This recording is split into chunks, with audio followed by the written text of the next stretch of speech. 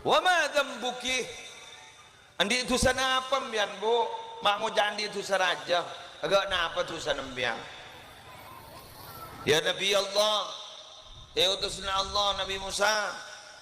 Inni zanaitu wa waladtu walada. Kula zina pangandung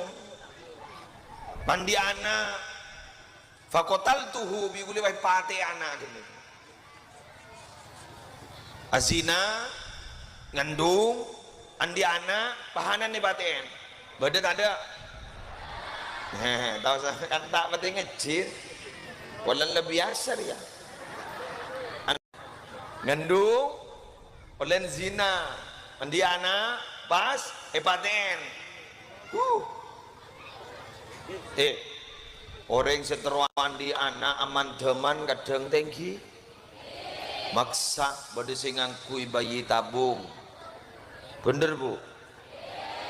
pada setelah sampai awal tua sampai habis keman keaman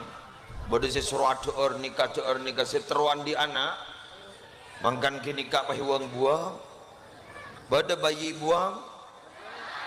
mon bilan nemu bayi bunga mon sedia korna kenceng mon lambat nemu bayi bunga rezeki mon sedia bayi uang buang malah eman cari ngak bayi anak ni kecek melarat tak manarat ke bayi anak ni ka sengak lo alan du ro melarat ki anang ke ro melarat keng tada pas juri melarat sampai kelampin locon ada leber locon ada berarti melaratan ke bayi anak locon kapi doa kena ingat ke malam Jumat melarat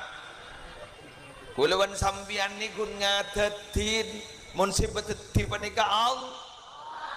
banyak orang ngadeti tak dadi bodoh sejak merdina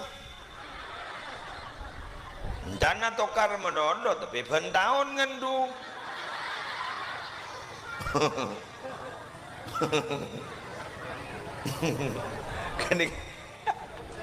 kini nyamana juduk yang tak akor kak juduk yang tak akor dia tokar medondo tapi ngandung dan ditanya gimana ngandung medondo ban bukja tokar medondo mun tau lena tokar dengan dungai alhamdulillah si gagak nih kan buang ban budak mati paten ban dan budak kula negaranya tusah selala zina le online bi boleh buang padahal mun gambuk ni ke anak